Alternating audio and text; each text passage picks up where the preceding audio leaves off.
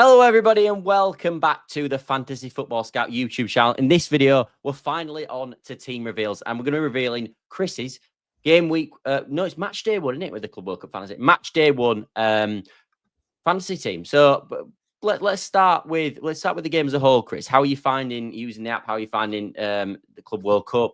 Are you looking forward to it? What are your sort of initial reactions before we actually get into the? There's a lot of questions there, Scott. There's a lot of questions. So the app and the game itself so far are surprisingly very good. And I say that because I've suffered through FIFA's previous World Cup apps, which were absolutely awful. I think the highlight was when they missed half the squads out, or when they kept changing the how many points you'd got even after the game week, or the hilarious thing you could get reverse transfers. It was so full of holes that I think the expectations had been that this was going to be absolutely terrible. But it's good. It's solid. It's pretty good. So I like the app. I think that's pretty working so far, and the site and everything. The game is good. I think the points are good, and I also like how that's always on the screen when you're in them with your managed team. I think that's a really nice thing when you're on the website anyway, not maybe on the app, but like, it just kind of reminds you what you're thinking about, because it is slightly different, obviously, with the extra points. It's a bit more like UEFA. You sell some points. There's a few variants. There's obviously the scouting bonus thing, which is going to be interesting or not. Discuss. But yeah, I think it's good. There's extra, like the EFL game we've been playing. There's extra things for midfielders, for tackles or chances created and shots on target. The only thing is the defenders. Where are our clearances and tackles? I don't know. Where's all that? Where's all our kind of? Where's Dimitro? Wouldn't work in this. He'd be no. That's Well, I think EFL might even sort of calm that down next year. But yeah, you're right. They have sort of added stuff, obviously, for the midfielders, as you mentioned. But the defenders, we haven't unfortunately got clearances or. It's weird. There's nothing for tackles or interceptions or anything. Like, that's a weird, because so I guess that goes to attacking play. Maybe they're expecting less clean sheets. So the game, I think, though, generally looks great, really interesting. It's just different enough from things we're playing to make you think. The big question is the tournament. Like, I don't know. I generally don't know if I'm excited about it or not. I think the word I'd use is intrigued. I think I'm intrigued about it, but not when I'm sure I'm excited. I've not got a club in it. I'm not a Chelsea fan. I'm not a City fan. It'd be for me Everton or Barcelona. Shame Barcelona winning. I can't really pull myself to support Madrid. I'd be interested to see how. It's great to see things like PSG. It's good to see Inter in there, and obviously Bayern, and obviously there's a lot of players we know, and then a ton of players we have absolutely no idea. We have no Scooby-Doo about at all, and that's kind of, I don't know. I mean, how many games are you thinking of watching? It starts on Sunday at 1 a.m. Is that our time? So is that right? Is that right? Yeah. Yes, I think so. I know there's 3 games on the first day. I think the interesting one on the first Saturday night, Sunday morning. Yeah. I think the interesting one is like they usually have the 1 day kickoff, and that's the Inter Miami Al Ali game. Al Ali, sorry. And then it's Munich. But I think the interesting one on the first game, obviously, it starts with almost a blockbuster fixture in PSG versus Atletico Madrid. So I think that'll obviously get a high viewership. I think for viewing, 100%, but for fantasy, that's straight away. Yeah, that also ruins a lot of strategy, because I think before everyone saw that, obviously it would have been obvious for PSG players and potentially Atletico players like Julian Alvarez, and obviously there's tons of PSG options to be sort of nailed. But because they've got a lot of other teams like the likes of Man City and Dortmund, or pretty much every European team has quite a nice opening fixture. It sort of means you probably pan away from the PSG and the PSG. You don't. It's difficult, isn't it? Because also, I must admit, I'm very much thinking game week 1. I'll share my draft in a second. I don't know. I'm still going to be tinkering like everybody right up to the end, and it is. There's a lot of decisions in there, and I like what I'm. But what I'm doing, and we'll go through it now, is I'm targeting particular fixtures, game week 1 fixtures, and that's what I built it round. That there's things I go, right, these could be absolute stuffings. One of the question marks, and that's what we won't know until after game week 1 or till the first few games, is how strong the team's been put out are. This is the smart worry, because like everyone's sort of talking about Harry Kane loads and about him being a really good captain option. They are playing against a semi-pro team in Auckland. are they actually going to go full strength in that game? I think that's something to definitely bear in mind. I think we don't know, and this is the thing. Like, you might know this. I should know this. I don't know this because the deadline is before. Again, like it's not like you can make transfers, but it's not like in EFL where you can keep changing up to each kickoff, right? You've got to make that decision before you're going to have the lineups for a lot of these games, right? Well, it depends because it's an hour. I'm pretty sure it's an hour before the first kickoff. So the way I believe it, I don't know because I've seen different reports on this. I may be wrong either way, but I think Lewis was mentioning that you could change captaincy each thing, but I don't think you can change your team. You can change, but you can change your captaincy every game, so you can move on if every they've not single game. played. Apparently, you can change captaincy every game if they've not played. Yeah, and it's a bit unclear. And we think you can change at least once, maybe more, if they have played afterwards. So it's like in UCL, you can substitute the captain, move the captain's armband once. We think that's definitely true. The wording's a little bit unclear. But at least once you can. But yeah, until they play, you can move the captaincy. But you can't just change the whole. Like in the EFL, we used to going, well, I've seen the lineups. Half of these players aren't in. I'm going to change it. You can't do that. So that, like you say, we're going with these big guns, and that is a risk. You're going in with your Kane's, Haalands, whatever's, and then they don't play, and you're like, oh, right, okay. But I think FIFA's probably put the thumb screws on these teams to make sure they at least start with. I know, but Bayern, the only issue is Bayern Munich could win against Auckland. You expect with the reserve team, so that is the only question mark. But is there a situation where my point is, company goes into it and so to take part in this tournament, you've got to play, you've got to play your big side because it'd be very disappointing if it's a second string team entirely, right? Yeah, no, exactly. But I've been talking to Tom a bit about Chelsea and stuff. I don't think there is an understanding that they're going to play completely strong, but they're actually obviously trying to win it because the one thing that is important is that you get 100 million for winning this thing. So that's massive. So yeah, it's 100 million for winning it, and I imagine there's also bonuses for being in the final and stuff like that. I imagine that the cash outlay is sizable, and in these days of PSR and various other regulations with UEFA and stuff, this is going to be a massive help to your transfer kitty. So people are going to go out to win it, but like you say, whether they're going to throw the whole full first team out, I've kind of assumed on my so far that we're going with a decent strength teams, right? And yeah, I've done the same thing in the first game at least. And I'm also assuming, I'm thinking game week 1, and I think this is something I've heard in a few podcasts, that the price of hits is quite small comparatively to the points available here. So I'm not going to be afraid of taking a few hits kind of early doors. I'm just going to train strong for game week 1, keep an eye on the next couple of match days, not game weeks, and then but really straight. I think because it's such a short tournament, you've only got what, seven match days, is it, through that? Yes. You've got to start really strong to have a chance of being high up ranked, and you've got to really attack the group stages. There's no good kind of starting slower like in FPL. Well, that's where the easy fixtures lie naturally, because the later the rounds, the harder the fixtures, because better teams are playing each other. So I agree. I'm in sort of my strategy at the moment, which I'm going to do a draft or a sort of final team reveal myself. I am looking at sort of max captaincy this week.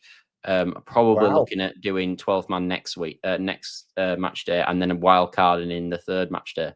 Wow, you're going full chips. I was looking at using chips early on. I was kind of thinking of holding to after the first week just to see the lay of the land and how it worked. But you might be right. You might be right that that's the way to really attack it, because there's no point. I had in UCL, I had my ultimate chip, pick who you like chip, for the final, which wasn't really price. That's what I mean. I don't want to be in that situation because like, unless you went all PSG, basically, you were knackered in that final, which obviously I think. Just because I would come my team, but from strategy, the only thing I've heard contrary to that from a chip perspective is if it's tight, then having the max captaincy for the final could be your differential in the final, because everyone's going to have a very similar team. No, I get that. My only logic to that is that I just want to get the most amount of points from the max captainship. No, true. And I think I will probably put it on Kane this week and just pray that he plays. If Kane starts, if Kane could get like 5 against this, that genuinely, like there is talks that like they won about 25-0 a few years back, and there is talks that they might, like, this is possible, this game, that they could break that if the full strength Bayern Munich team goes out. But maybe I'm not saying that's going to happen, but I just thought that was interesting. So anyway, that's an interesting thing, and I think it's going to be an interesting challenge for FIFA and the credibility of this tournament about whether teams do play their first strength. Which obviously, I think there's going to be a lot of pressure behind the scenes to make sure they play the stars, right?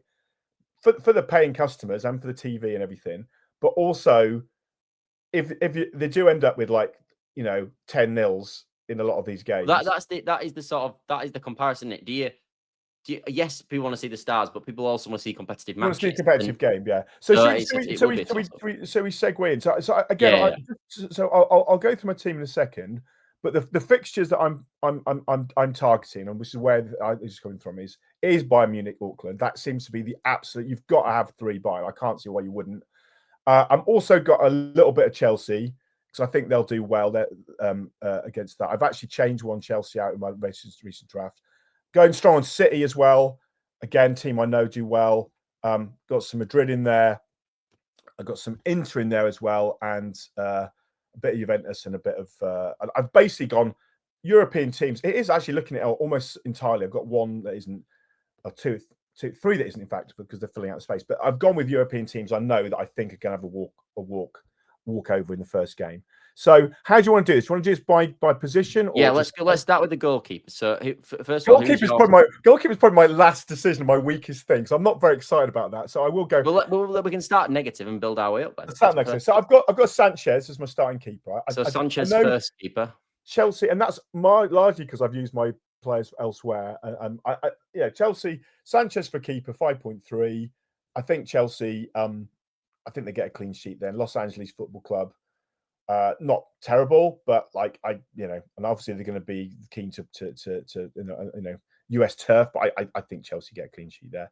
Your second goalkeeper? Can you my second goalkeeper is just a make weight really, but a make weight who might play, which is Al Ahly's Mostafa Maklouf, not War. There he is. So he's my and he's a insert 4 million kind of keeper in here, and I could go higher. At the moment, I've got budget, so I might. When I go back through a final run through, I'm going to prune a few players here and there, and upgrade a few here and there. And if I've got money, I will boost that goalkeeper potentially. But I think if your goalkeeper gets a clean or gets a few points, I don't think goalkeepers is where you're going to win this, unless you've got a goalkeeper who saves a lot of penalties or is going to score a goal. If you've got a goal-scoring goalkeeper, that's where the money should go. Well, that's what I've tried to do. Should we move on to the defense anyway, Chris? Let's start off with your starting defender. So starting defenders. So we've got I've got Bayern Munich. I've gone for Upper Meccano at the moment. Again, it could is 5.6. Could be. I'm looking at others as well, but that's one I think I'm pretty confident he's going to start. It looks like the most nailed, I think, of all. Exactly. That's from the starting perspective. I'm going Dumfries of Inter because goal scoring, assisting, attacking player. Again, it'll be down to whether I think he's going to play or not. I've got from Inter, I've got Rudiger from Real Madrid. Again, a player that gets forward, creates opportunities, has got a goal threat. And I've got then Cambiasso from Juventus, who again is going to be playing in a probably more advanced, sort of slightly of a kind of a wing back type role by looks of things, or certainly playing a bit further forward. And again, hopefully he's able to chip in. So that's those are the kind of starting for, I think, based on the date. I think I've got it right. I might not have done. I've got to double check that. So yeah, and I'm pretty. The personnel might finesse a bit, but in terms of the clubs, I'm kind of thinking that's where I'm going to go. Defense-wise, what do you think initially? Yeah, I really like that. Dumfries, I think, is the pick of the Inter defense. The only thing with Inter, the question mark, is obviously Inzaghi's left and joined Al Hilal. So how are they going to set up in the same way? Are they going to play 5 back? And if they're not, maybe Dumfries doesn't become as strong an option as we think.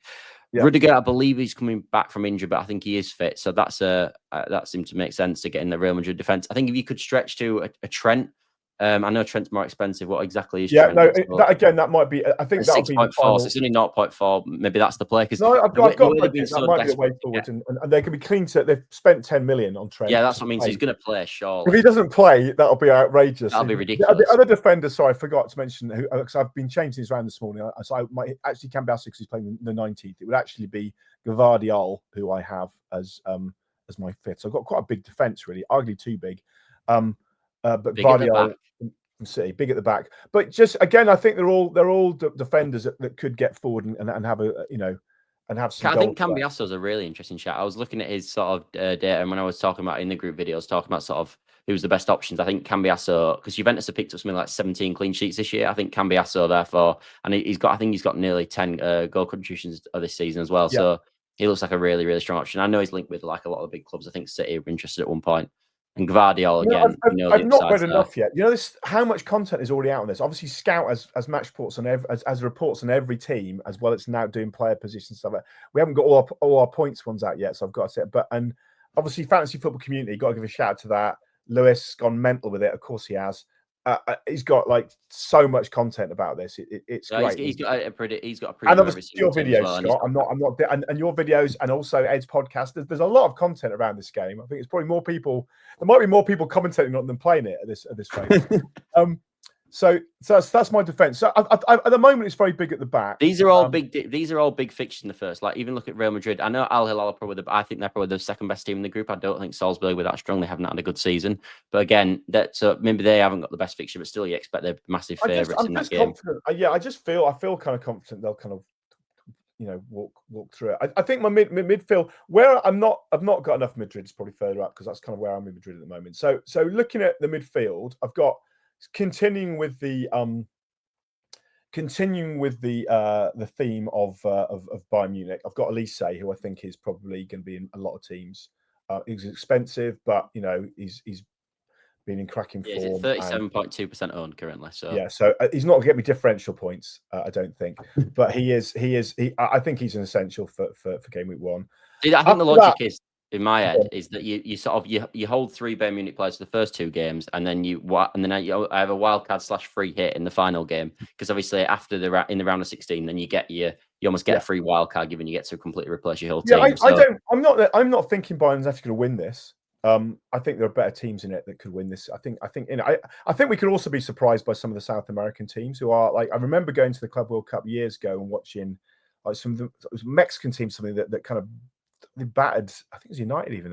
There is obviously a lot of quality down there, and we don't know. And obviously these players, these European teams, will be familiar with each other. They're not be familiar with these other sides and how they play. So midfield, got Elise. I've got Rodri again. Going back to he's obviously appeared at the end of the season. I'm assuming he's gonna play. If I feel he's not, then obviously that'll be I'll get rid. But in terms of the tackles and also coming forward, like Rodri's the full package for a midfielder. He's not quite under 5% owned though, which is quite annoying, isn't it? But then, I think the reason he's not as more highly owned is because maybe there's people going more glamour. Because earlier I was looking to fit into a price tag, which I made one big change. I did have Palmer, but I had to get rid of for some other changes, which is annoying. So I probably would like to get Palmer back in. I still believe Cole is gonna at some point he's gonna just click back again, and maybe this. Well, he was good in the conference final. 2 assists, sort of won the game really with them. I mean, they were in the dumps at halftime, Chelsea, and he turned up. He sort of talked about the fact that he just decided to drive forward with it and sort of potentially disobey the instructions of the manager. And obviously they set up the first 2, and then obviously they went on to win comfortably. But them 2 moments were massive for that conference final. So I've gone. I would have him if I could, but I haven't at the moment. I've got Mkhitaryan, which is a bit of an alternative pick again, because I'm thinking he might be getting those bonus points for kind of tackles and the midfield. I'm not entirely sold on that, so that's the choice that could make. I've got Pascal Gross from Dortmund, because I think he's a really cheap option. He's a cheap option, and he's a good option from assists. And at the moment, he's 1.4% selected, so he's probably goes into my differential category punt there. And then I also said I've got Georgian de Araceta of Flamengo, who I will not take any credit for having, but there seems to be a lot of buzz on him around online. He's got 13 goal contributions in 9 games so far this season. Well, I knew that, Scott. For Flamengo. So that is the pick. He's also of them 13 goal contributions, 9 of them are goals. So yeah, he's having an absolutely outstanding season over in Brazil. So yeah, and actually Flamengo's games are actually pretty nice as well. This first game against Tunisia looks a really strong one. Obviously the Chelsea one's difficult, but again, I think they'll beat LAFC as well in the final game. Yeah. So yeah, I think even having him, I think you need someone to target against that Tunisia team. or Tunisia team, however you say it. Well, from and I Tunisia, think but he's I don't. Yeah, I probably, don't. It's Esperance de Tunisia, doesn't it? Yeah. yeah. So is that experience of Tunisia or something? It's quite nice. I don't know what Esperance means, but it's quite nice. But I think you do need a Flamengo player to target that fixture. I think he is probably the pick of the bunch. I don't mind a defender either as well, but I think he is probably the pick of the bunch. No, I'm happy with. So I'm kind of happy with Rodri, Elise. Rodri's an interesting pick. Can you talk through that one? Because obviously tackles and stuff are important in this game, but the lack of goal contributions I'm expecting to get from Rodri's, would that not concern you in terms of like? I don't know. I see Rodri as someone in the way City play. He gets chances. He scored some goals in the past. He'll pop up with His something. underlying data is always not particularly fantastic, though. He takes shots though. He takes. I don't think he's creating loads of XG. No, but he does. When he shoots, he's accurate. Yeah. I just think well, based on the data I get, if I feel confident, if in a normal team he'd start, he'd be like a fixture, right? The only reason is any question for me is obviously the injury and whether he is quite a top notch. But I'm thinking Pep will want to see him play, and he's obviously played. He came on, didn't he, a couple of times at the end of the season. So I kind of think, he'll play in this personally, and yeah. And then your front three, I presume you have got Harry Kane. I've got Kane. And I think that's essential, like you say. And he's going to be my 41% owned on Kane now. That is ridiculous. I've got Haaland. And I've got the final one is Vessam. The very exciting Vessam Abu Ali from Al Ali, who is my kind of make weight at the moment, which is again an opportunity to move up. But he was pulled out as a scout pick from someone that actually had an all right record. And if you're going to get someone, and again, I suspect. Actually, he's quite highly owned. I thought he was going to be like. Yeah, you're not on a differential there, Chris. No, I thought he was going to be a differential, but that's nonsense, isn't it? He's not a differential at all. He's not a differential. No, he's 19% owned. So okay, well that's not me with. I think with this game I think the differentials are going to be hard to come by because I think a lot of players that are going to be playing this game are going to be probably quite hardcore fantasy managers naturally. So I do think the likes of Wessam Abu Ali are going to be people that probably snapped up quite a lot. Like I know something I do want to ask you about probably is the lack of Porto, because I think when I sort of look at when I was building my team, the Porto picks are such like sort of good price points and I know like really good enablers.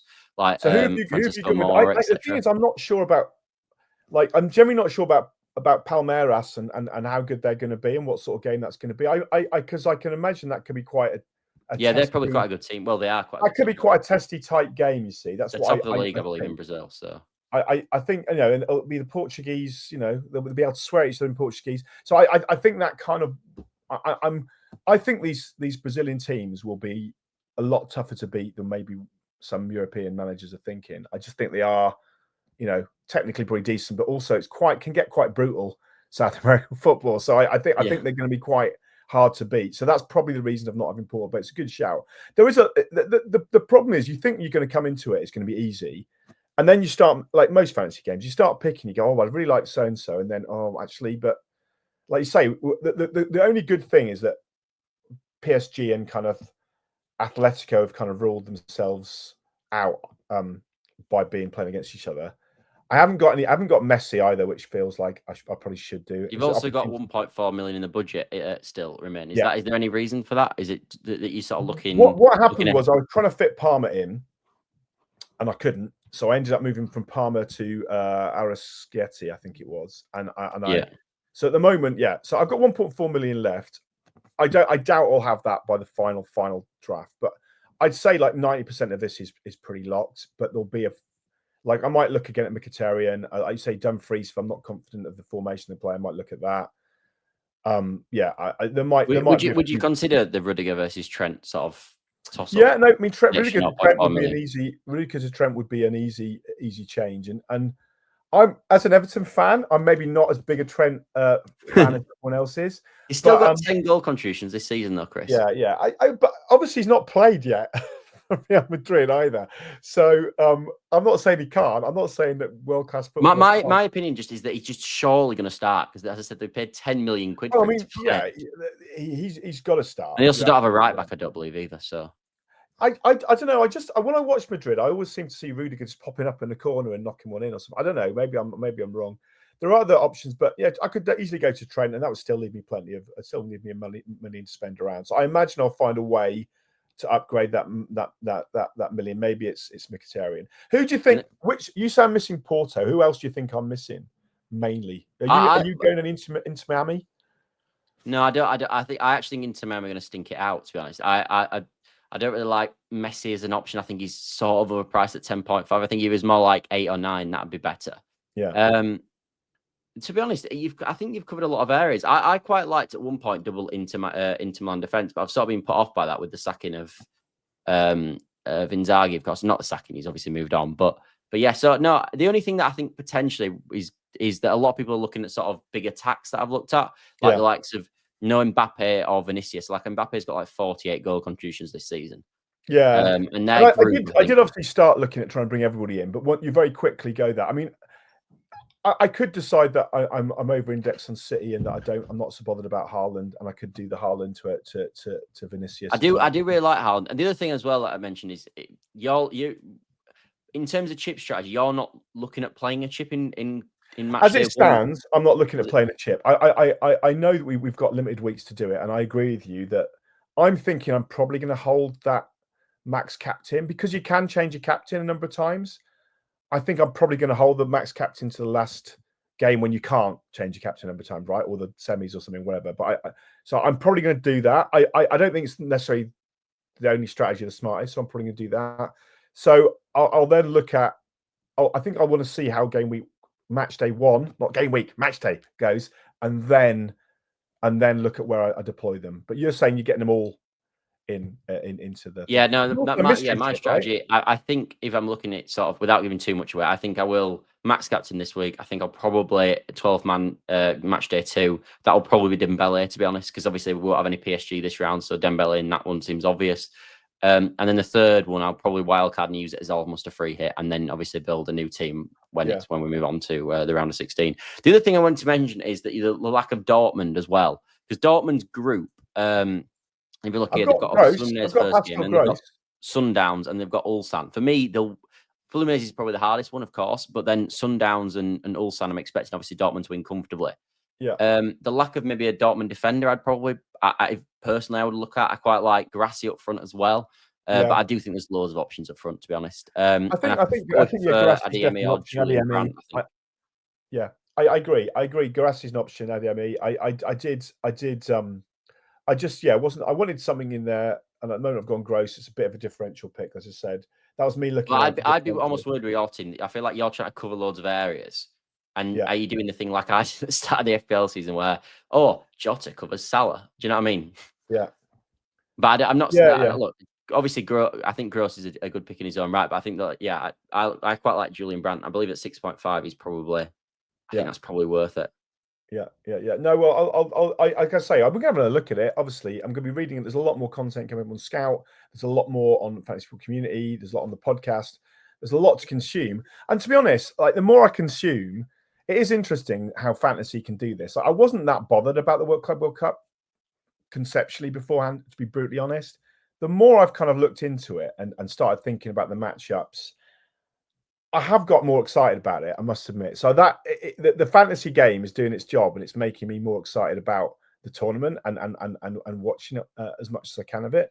And the times aren't for us. The times aren't actually bad, right? If you're kind of watching, apart from the 2 a.m. one or whatever, that's maybe a bit of a stretch. But like, you can. It's kind of. They've obviously tried as well to make the European games naturally on when the Europeans will be watching, and they've obviously made the South American ones more laboured towards South America. Obviously, that's impossible at times when they play each other. But when I look at the sort of like, I believe the easiest game to watch in the first game for people in the European continent, obviously slightly different time zone, but for the most part, it was a few hours apart. Is obviously Atletico Madrid versus PSG, which is natural. I think that makes sense. So they've obviously that could be a cracking game as well. That could be a cracking game. PSG just looks so strong though, don't they? I wouldn't be surprised if they just roll them over, to be honest. I know, but I don't think they're going to do it again. I mean, Inter Milan. One worry about Inter Milan and having 2 players there, which might change. Mkhitaryan is probably my biggest question mark. One of the biggest questions at the moment is they just did run out of steam at the end of the season, and whether they're going to be able to rouse themselves. They were doing so well on the way to Champions League. They were challenging for the league, and it just all fell away. And obviously, it was a bit like watching my son's football team when they've gone like 3 or 4 down, and all the heads drop, and suddenly it's like 10-0 or something. And that was what it was like against PSG, just ruthless. Well, they lost the lead. They drew 2-2 by conceding late in the sort of like 93rd minute or something for again in the sort of second to last game. Then obviously, Napoli went on to win the title, as we know. And then we obviously everyone knows what happened in the Champions League final. It was quite a rout, to be fair. Julian Alvarez, I think, by the way, is going to become a good player, because I know obviously they've got PSG in the first game, but Seattle Sounders and Botafogo in the last two again look really strong. I think that's going to be the question mark. Do you almost put one of them PSG players in and just accept that first game's not unbelievable, and then because they're just so strong, I think they're just gonna be so strong. But who would you go with? Would you go Dembele? The problem is I really like Hakimi's got over 20 goal contributions, I think, from right back. No, so Hakimi's a good shout. Like, he seems like a really good option. I think Nuno Mendes looks like a really good option. He's also a bit cheaper than Hakimi, and obviously Dembele, I think, looks a really solid pick playing up front in the PSG side. But no, Hakimi's a really good shout, actually. I don't hate that at all. There's every chance that PSG win against Atletico quite comfortably, to be honest. And he's one of the most highest scoring defenders, even though he does play. Yeah, no. If they win that, and that'll be quite a lot of people won't pick him, so that'll be a good starting differential. I do think it's easy to pick some. I'm not saying there's going to be clean sheets, but like it looks like there should be. If Bayern concede against Auckland, that's going to be bad, right? That's just not.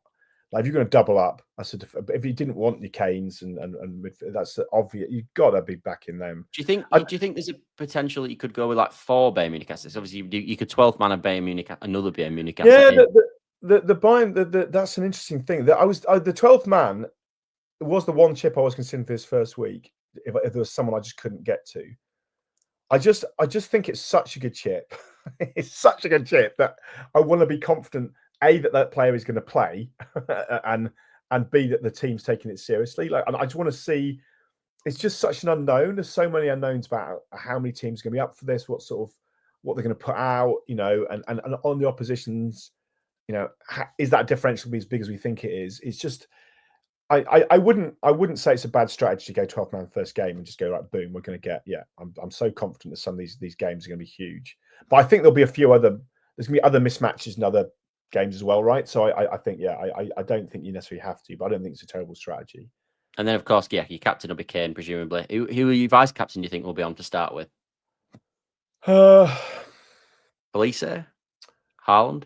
Well, I think probably vice captain on Elise, on the basis I can move the captaincy anyway, and if it's quite an irrelevant thing because you can move the captaincy, and then I think Haaland will come into the thinking a bit differently. Maybe this Georgian scatter as well. I don't know.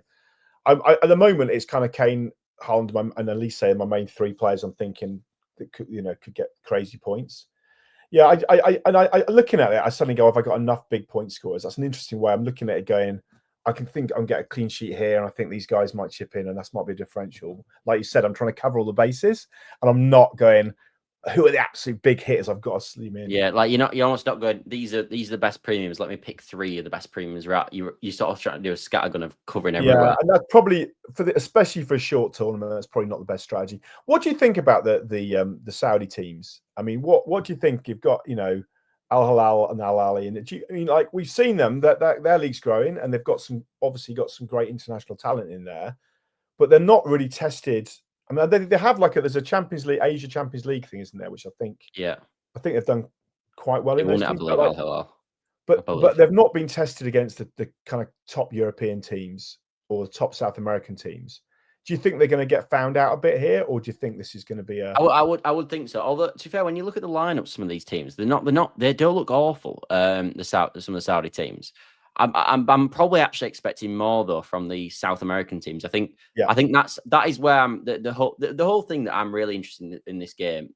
One of the main things is how are the European teams going to face against? I think they're going to be fine against like the Oceania teams, like of Auckland and stuff. But how are they going to face against the Saudi teams, and how are they going to face against the sort of the Brazilian teams and the Argentinian teams, man? Like I am really interested to see like how Flamengo would get on.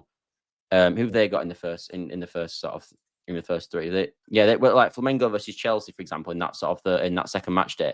That for me looks like a really, really interesting game on paper, because you just never see a fixture like that normally.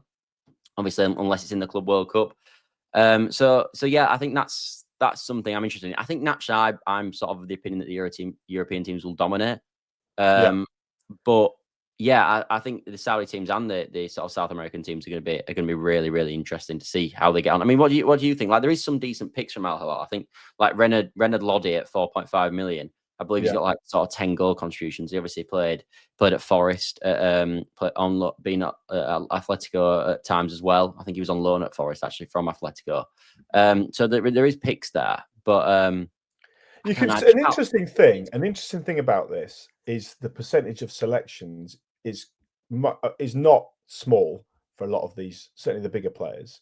So as you say, either that's because the only people so far in with teams are hardcore fantasy nuts that have looked at all the data, or we're saying the European teams are a bit like it's another tournament, but if you are a fan of a Saudi team and they that's growing that league, you can be very excited about this. This is huge. Yeah, no, I think that's definitely something to mention. Like, the fans the of these motivation is other something, isn't it? Like, are the Brazilian teams and Argentinian teams and Saudi teams going to be more up for it than the European teams? I think they definitely are. They might be. I think they will be, because obviously they're going to be underdogs in a lot of the cases as well, and they're probably this is their real stage to show the quality of the league. And a lot of these, obviously, as you say, a lot of these players, and certainly the Saudi ones, a lot of their star players are kind of have been are European league players that have kind of moved across from there. So it's a shame we're not seeing. What do you think about the Ronaldo thing? I know this is a bit off topic. Part of me is kind of happy he didn't do it, but part of me is also kind of sad. I kind of thought that would have been quite good. That would be. In fairness, I'm not Ronaldo's biggest fanboy. Like, I'm a bit of a sort of like I quite enjoy hate watch of Ronaldo. So this probably the last Ronaldo versus or Ronaldo with Messi. The whole Ronaldo with Messi.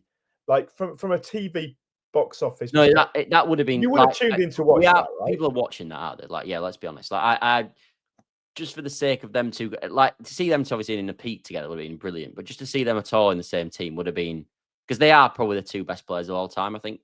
So it would have been spectacular, no doubt. That would have been the most watched game in the whole tournament, wouldn't it? Their first game with them two playing. I think there might have been a bit of pressure on the midfield to cover and tackle back. I'm not seeing, especially when they've got like Suarez up there. Messi and Ronaldo tackling back to pick the ball up, by the way. But yeah. There's also some other players that like Cavani's in this tournament, which could be really interesting. See how he sort of gets on. I don't think he's done fantastic time in Argentina, but I think to see how he gets on. I think he has got 2 assists in his last 2 games. So people like that, I think, would be interesting to see as well. Yeah, I actually think this could end up being. Do you know what? And this is not the same thing, but do you remember how sniffy everybody was about the Nations League? And it was like, oh my God, you're trying to turn friendlies into another tournament that no one's interested in. And then those last few games, like the final was decent, the semi-final was outrageous. The France Spain game. 5-4. Crazy. It was insane. It's insane game. And it was just like, but they put the strength sides out and they went for it. And like, football's football at the end of the day. And like you say, there's a lot of money. I don't think the money should be the only reason to do it. But like, I think this could end up being really interesting, different, and it's completely different teams you've never seen playing against each other before. It could actually be something. The only annoying thing is that it's what the European teams will deem how important it is. If they're like bang up for it and Real Madrid versus like Man City's the final and they're both completely bang up for it and they're fighting almost like it's the Champions League, it should be a brilliant spectacle. But if the players don't treat it as that and they almost treat it like the friendlies, I don't think they will do this, but if they treat it like England have been doing when they played Andorra, where it's just bone idle to watch. Like that is where the issue is going to lie. But as you said, if they're all up for it, like then it's a competitive game, isn't it? Where they're all trying to win massively, and the stakes in the line, and yeah. So I do think that's what FIFA will look at with this tournament in terms of let's get to a point, bring this tournament to the point where it's sort of in comparison to the Champions League, because it really should be like this is the World Cup. Like the Euros is something, and everyone loves the Euros, but the World Cup's the big one. And we've almost got a Euros at the moment, haven't we? Really, with the Champions League, that is the club Euros as such. So this should be the big one, but it's the Champions League. It's in the Super Cup. Like that doesn't really. That should be a massive game. Champion. No one's really bothered about it. It's not. just didn't quite hold the same importance, which I always think is quite interesting. But I think the Champions League. This shout out to UEFA as well. The Champions League this season, that new format really worked. It kept the excitement going in the group stage, or whatever you call it, towards the end, and it was a really good tournament this year. And having, you know, it didn't drag on or anything. I do wonder if this gets to 48 teams. I wonder. I mean, we'll see. How that is the question mark. That just seems quite moneyed. Like, I know they're doing that with the World Cup, but yeah, you don't like. No, with the greatest respect, probably no one's going to watch Auckland versus another team of that level because it's a semi-pro standard. Like we don't. The National League is less watched than the Premier League in this country. So yeah, I guess it's a bit like FA Cup, isn't it? It's like Kidderminster Harriers have got a tie away to Liverpool. So I don't know. I think it's in a way it undermines the competition, but in another way it's kind of exciting for them. I guess like their fans are never going to be playing against Bayern Munich again, are they? Right. So it's like, imagine if you're like a part-time player and you're going, I'm playing against like some of the best players in the world. That's just incredible, isn't it? Right. I mean, it's going to be a mental thing. Cool. The final thing I want to mention before is that when we're sort of on about this is that the other thing I think that they've potentially not ideal with the Club World Cup is like the champions of England, Liverpool, are not in it. Like that does seem a bit bizarre. Yeah, there's no Barcelona, there's no Liverpool. Thank God there's no Man United. Where's Spurs? Spurs are European champions. We're not in. But you know, like when you've got there's no Everton, Scott. I know what you're saying. There's no Leeds. They're not Barcelona are the La Liga champions, and we're in the Club World Cup here, and Liverpool are the English champions, and they're not in it. That does seem slightly bizarre. But yeah, I think I know it's the qualifying way, but surely we should have had it. The qualifying should have been based on who's won the league this year. I don't know. Yeah, it's not based on that. It's logistics as well, though. They couldn't even do that, could they? That to have decided much before. I think the same with the Champions League. They couldn't. You know, I think PSG were in regardless, right? So I think it's kind of it is difficult. It's difficult to do this logistically, and maybe they need to work on that. Obviously, if you've got 48 teams, you're going to have a wider catchment of those sort of clubs. I think there has to be a clearer reason for qualification as well, and I'm sure there is, and I've not looked through it enough. But like, I think because otherwise you end up being, it's a bit like the Super League, and this has probably stopped the Super League again for another few years because you know, they're all playing in this other tournament. But like it's a bit like that where, you know, you're in it, so you always stay in it, sort of thing. And I think that's maybe what might happen. But yeah, I'm quite excited. Now it's going to happen. It's going to happen this weekend. I'm quite excited for it. Actually, I'm setting my Sunday aside to be Saturday night, Sunday aside to be watching some games and yeah, and I'm you know, we'll see how it goes. But I'm going to be playing this first week hard and you know, and see any people come in. Do we know any players are playing yet? Is there I don't know. There's a league thing, is there? We've got a league, obviously. So join our league. I don't know if we've got a prize. We were talking about a prize. You should probably put a little prize up, but it doesn't say anywhere how many people are in, does it? No, I'm not sure. No, I was looking at the leagues, and there's some here. Like, so some leagues have got. Oh, the leagues there's private leagues it lists, or there are public private leagues, which have like 6,000 odd in, which is obviously not a lot, but those aren't the main game. So I don't know how the main game works. I don't think you can. Yeah, but yeah, maybe we'll see. All right. Anyway, yeah. Thanks everyone for watching. There will be some more content. I'll be doing my final team reveal. We might even get Ed if that is possible. The potentially, he's told me 5 o'clock today. We will be recording, so hopefully we get something there. But yeah, thanks everyone for listening, and I will see you later. Bye for now, everybody. Bye for now.